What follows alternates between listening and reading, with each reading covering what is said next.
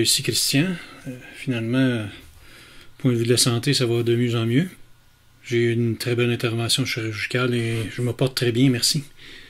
Donc, aujourd'hui, je voudrais vous parler de la soustraction du continuum. Et si vous voulez utiliser la route manuelle pour ce faire, vous devez, entre autres, utiliser la combinaison de couches de canal. Vous devrez aussi neutraliser l'arrière-plan et calibrer les couleurs de vos couches et par la suite utiliser des expressions Pixelmath pour retirer de la couche rouge et de la couche verte les éléments qui sont les plus marquants pour votre soustraction de bande étroite.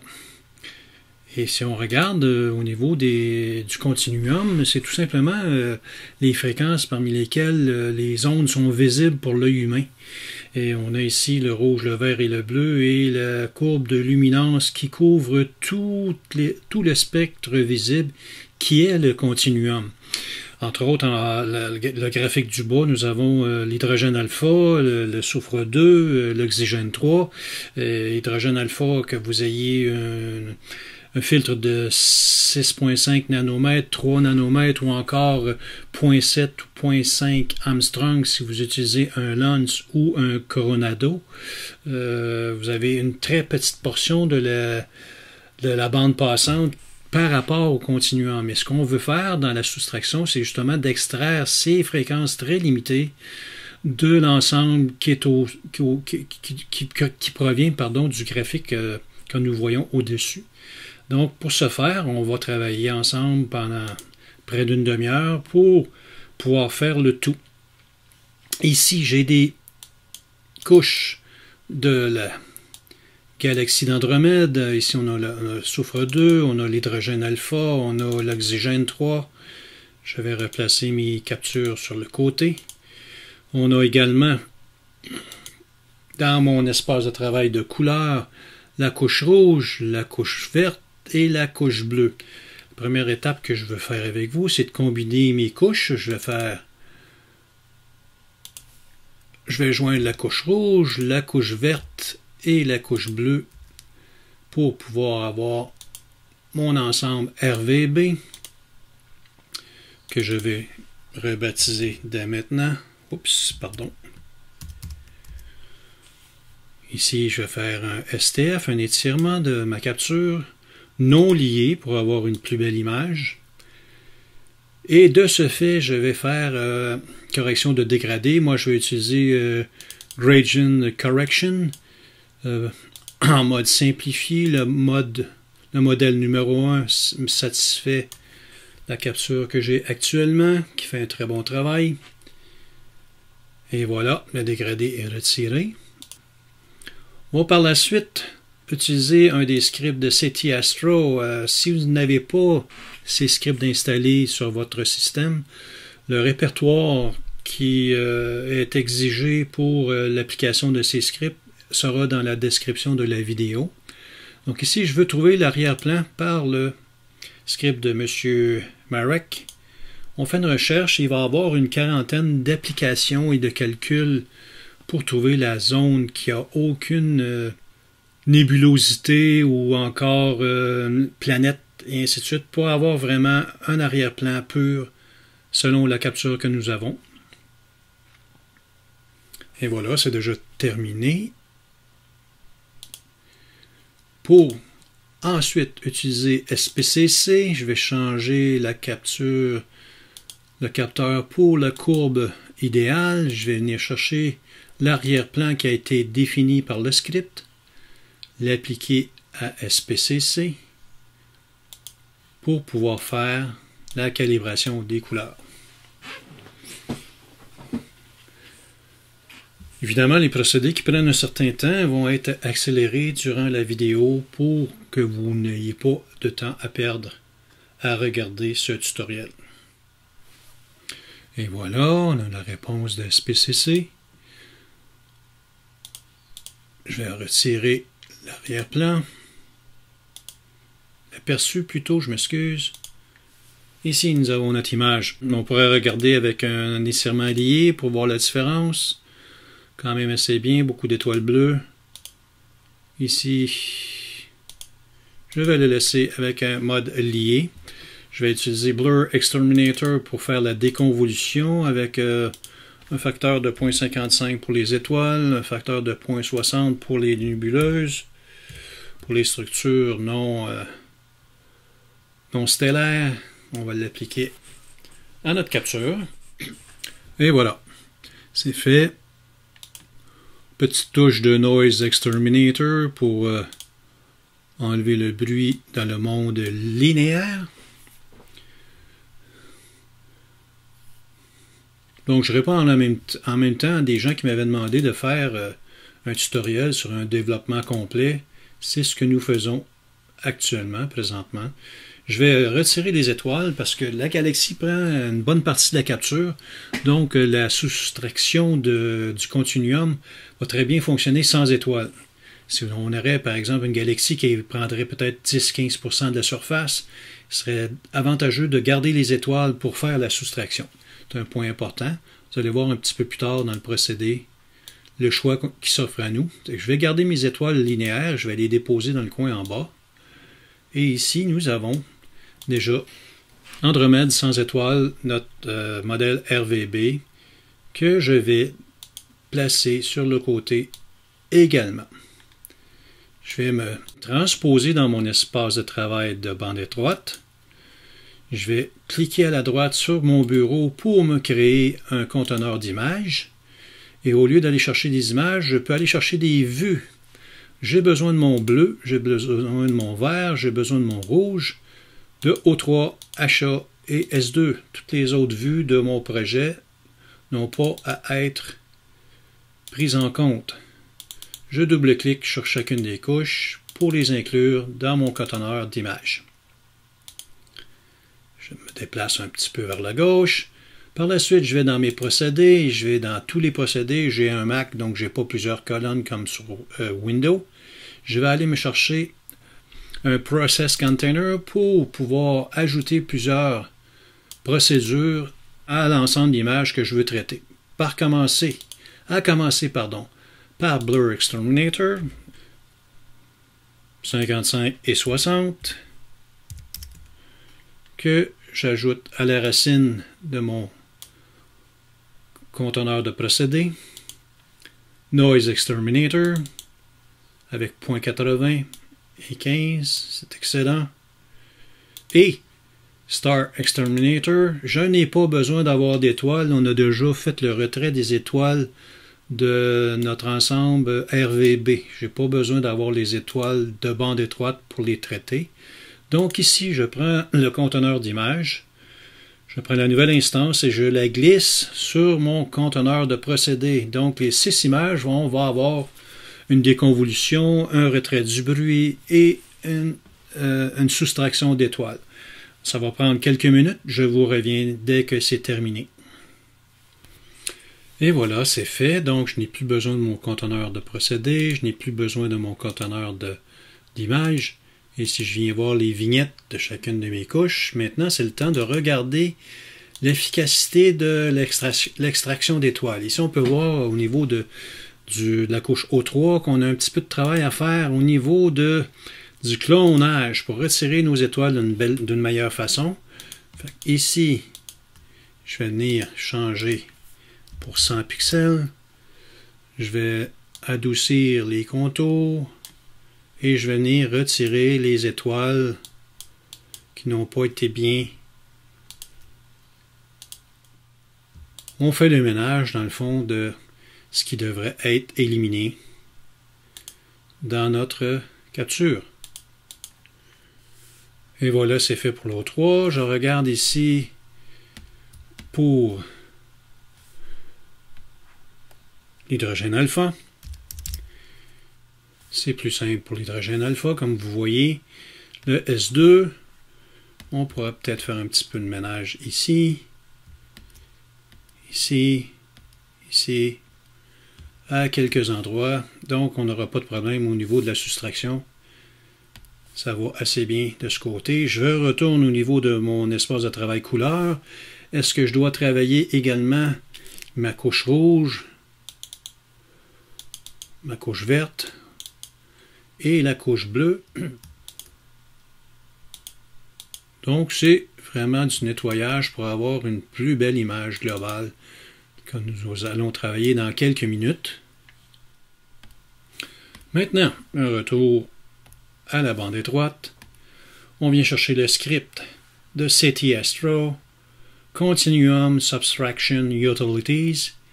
Et maintenant, la magie va opérer. On a besoin, comme vous pouvez voir ici, on a le choix avec des images étoilées ou des images sans étoiles.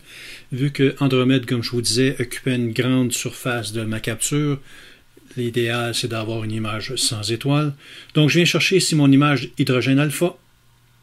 Je viens chercher mon image oxygène 3, S2, la couche rouge, la couche verte, et je veux appliquer une réduction de bruit. Moi, j'ai Noise Exterminator d'installer sur mon système. Si vous avez Graxpert, vous pouvez les sélectionner également. Et on exécute le tout. Donc, toutes les procédures manuelles que je vous ai rapidement parlé au tout début vont être exécutées. Donc, il va y avoir la recherche d'un arrière-plan sur chacune des couches. Il va y avoir un calcul d'effectuer pour trouver le point blanc qui est normalement au cœur de la galaxie. Et nous allons avoir une combinaison de toutes les étapes qui pourraient prendre 15-20 minutes par couche manuellement, vont prendre ici quelques minutes pour nous donner la soustraction du continuum de chacune de nos couches, que ce soit O3, S2 ou H-alpha. Si vous voulez voir la manipulation de la route manuelle, je vais inclure un lien web d'une vidéo de CTastro qui démontre le tout. C'est une vidéo qui dure à peu près 25 minutes. Libre à vous d'aller voir la méthode pour bien comprendre le concept. Je vous reviens une fois que les calculs sont terminés. Et voilà, c'est terminé. On peut voir ici à l'écran la couche d'O3 qui a été subtraite du continuum. On voit l'impact de cette couche actuellement.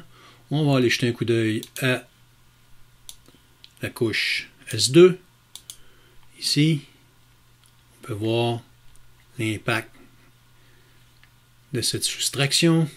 Évidemment, l'hydrogène alpha va être notre championne pour la définition ayant plus de données d'acquises avec la galaxie d'Andromède. Maintenant, je déplace chacune de mes couches de soustraction S, H et I. Et maintenant, c'est de faire apparaître les palettes de couleurs qui pourraient nous intéresser. Donc, on va essayer avec la palette Hubble, voir si on a un résultat intéressant. Donc, ici, je vais prendre le S, le H et le O. Beaucoup de personnes utilisent cette palette de couleurs, SHO, que vraiment tout le monde connaît. On regarde le résultat. Ce n'est pas nécessairement emballant pour le moment. Ici, je vais changer pour SHO. On a une constance verte. C'est normal, l'hydrogène alpha est le canal ayant le plus d'impact dans notre palette de couleurs. On peut essayer HA, O3 et S2 pour la palette CHFT. Et S2, pardon. Ça va nous donner une couleur différente. HOS, qui nous donne un rosé intéressant, mais qui semble être uniforme dans toutes les couches. Donc, c'est une autre approche qui peut-être un petit peu à considérer une autre palette. On va essayer HOO. Fait qu'ici, je vais installer le HOO. On regarde la fusion. Également rouge, uniforme. Donc, il y a un dernier choix qu'on n'a pas travaillé. Je vais juste changer ici la nomenclature de cette palette de couleurs. Et il y a le HSO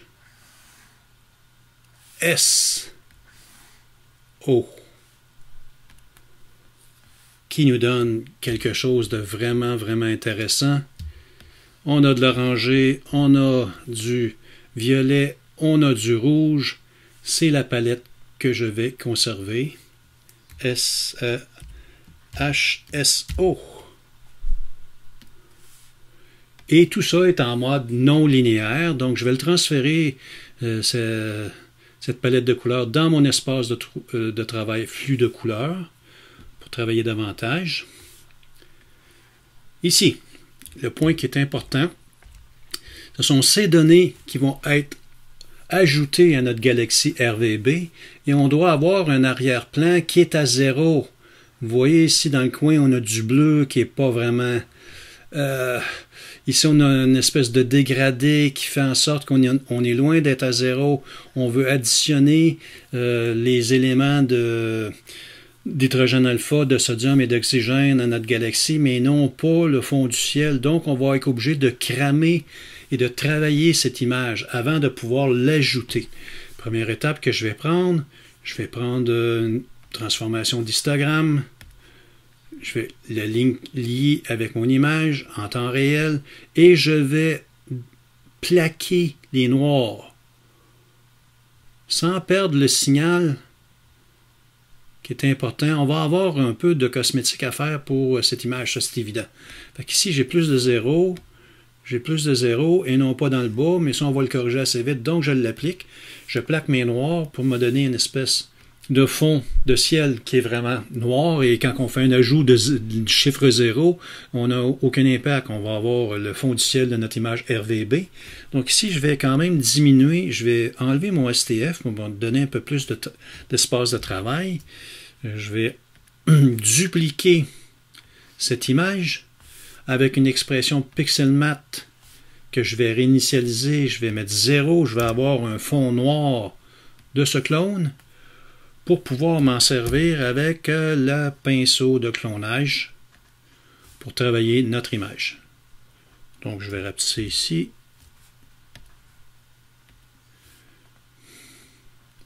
Je vais rapetisser mon image également pour avoir assez d'espace pour travailler. Je viens chercher le procédé de painting, clonage. Je clique mon image.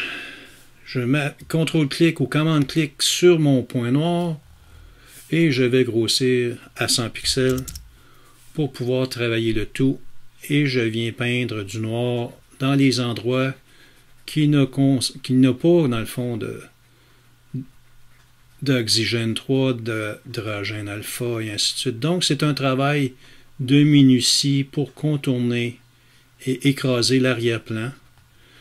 Ici, j'en ai peut-être pour 5 minutes, 10 minutes à travailler.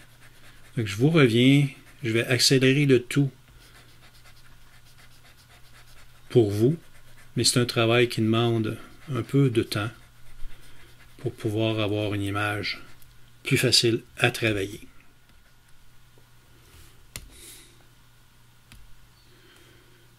Bon, voilà, j'ai terminé concernant la première étape.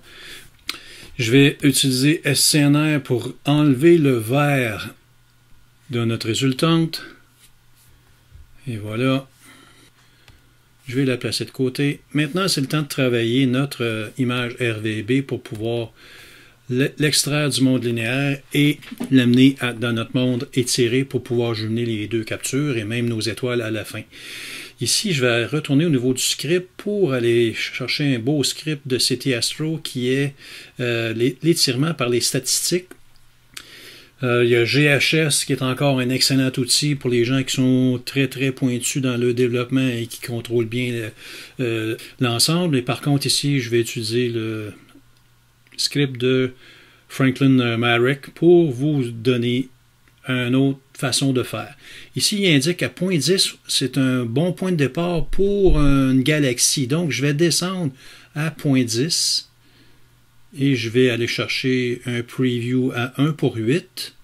Il calcule déjà l'étirement.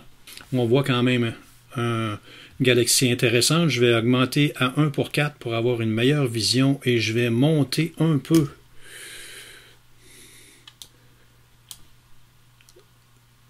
la cible du point médian. Je vais le monter à 0.15. Je vais faire une convergence automatique et je vais rafraîchir l'aperçu. On fait quelques tests comme ça jusqu'à temps que vous ayez un développement qui satisfasse votre vision artistique ici. On est vraiment rendu au point de vue artistique. Je continue avec 0.15 et 0.005 comme courbe de boost. Oh, le cœur est un petit peu trop flamboyant. Je vais le diminuer à 0.3, 0.2. Je vais monter à 0.20 pour éclaircir l'arrière-plan de notre capture. Et voilà, est-ce que je vais avoir un étirement avec lié ou non lié? Vous faites les examens que vous aimez bien.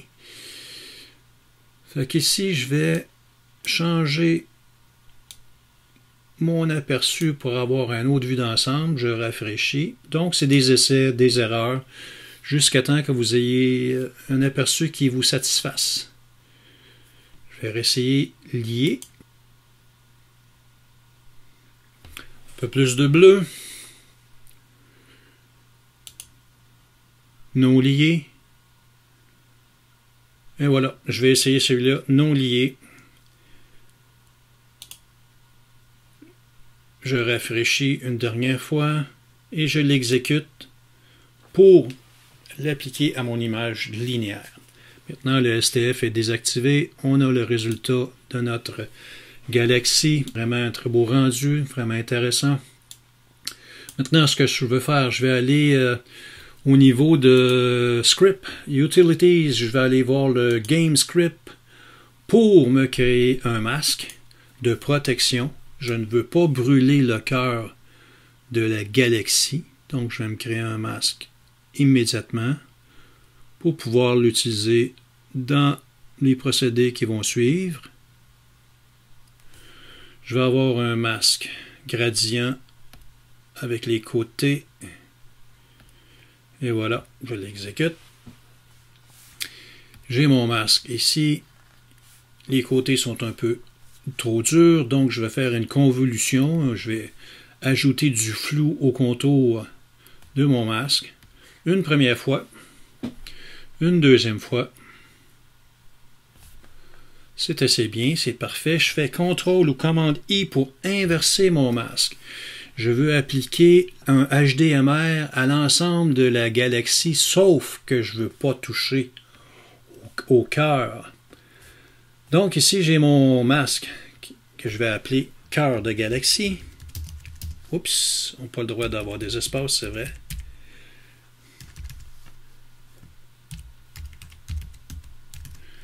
Cœur de galaxie que je dépose sur le côté. Je vais dans les scripts de Toolbox par le groupe d'ingénieurs allemands. Je veux créer une image HDR. J'utilise ce script. Je vais chercher mon masque cœur de galaxie. Je veux garder l'intensité des couleurs donc j'applique le petit crochet sur intensité. Je veux remplacer l'image évidemment et je veux augmenter mon HDR à 0.50 par exemple avec la couche numéro 6. Je vais essayer avec la couche numéro 7. On a un petit peu plus de définition dans les bras de la galaxie, j'aime bien. Je vais l'ajouter, je vais l'appliquer. Donc, on a eu quand même une belle définition HDR. Ici, il y a un autre script que j'aime beaucoup. Je vais retourner au niveau des utilités. Dark Structure Enhance pour donner un certain oomph aux structures sombres. Je vais descendre à 0.22 parce que c'est un script qui est assez sévère, assez ponctué. Je viens de noircir les branches de la galaxie, j'aime bien. Donc, je complète mon développement de base que j'applique à presque toutes mes compositions. Donc, ici, on va avoir un relevé de contraste avec LHE pour un cœur, un diamètre de 25 pixels. On doit être plus bas que 0.1, que 0.10. Je le fais avant, après. Et si vous voyez une petite différence, c'est déjà suffisant. On doit y aller avec parcimonie concernant le LHE et le On-Sharp Mask. Maintenant, une application avec un diamètre de 110 pixels, on peut souffler jusqu'à 0.3, 0.30, 0.28, avant, après. Ah, une petite augmentation du contraste au niveau de près du cœur, j'aime bien.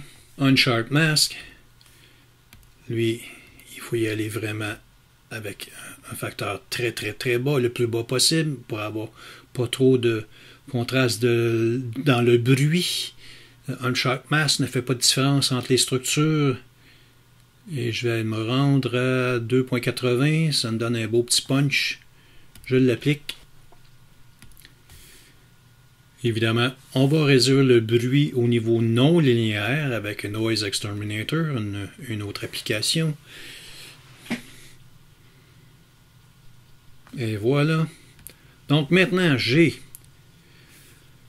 ma galaxie, j'ai ma soustraction du continuum.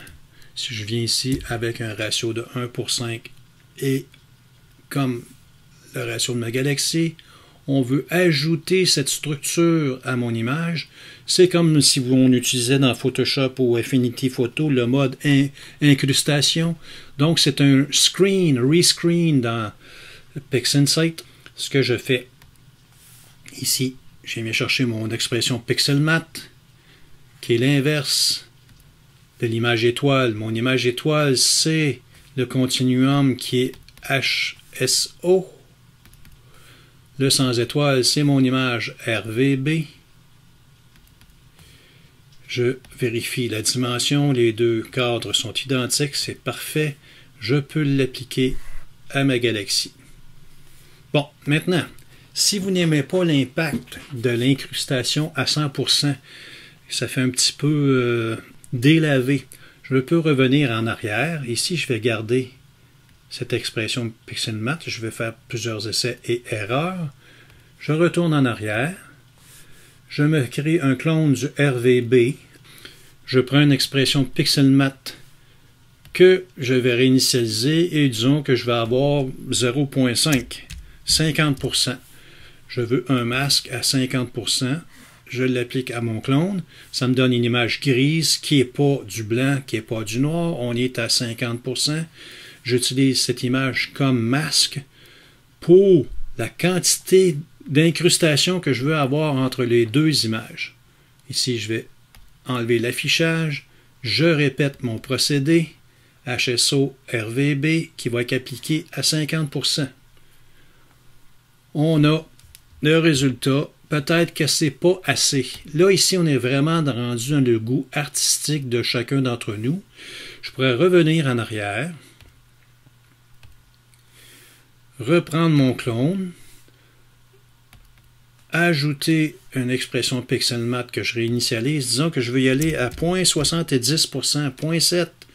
Je vais éclaircir mon masque que je vais appliquer à mon image RVB. Ensuite, je reprends mon procédé pour faire l'incrustation entre les deux. Et voilà. Là, je suis satisfait de cette approche.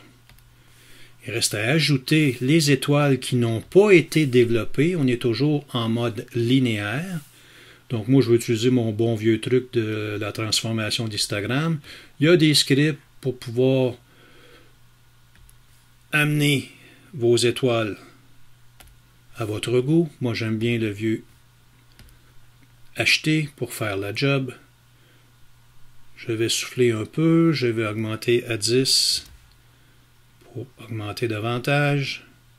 Je vais grossir pour ne pas avoir des étoiles qui sont trop flamboyantes. Ici, j'aime bien, donc je vais appliquer cette transformation-là. Et maintenant, je vais ajouter mes étoiles. Donc ici, c'est encore la même expression PixelMat, sauf que c'est mes étoiles RVB Star avec l'image RVB. J'ai la même dimension. J'ajoute mes étoiles. Et c'est ce qui fait notre composition. On a pu ajouter la soustraction du continuum à notre galaxie. On pourrait la retourner de 180 degrés et refaire les calculs de solutions astrométriques et ainsi de suite. En espérant que vous avez apprécié cette petite expérience. À la prochaine.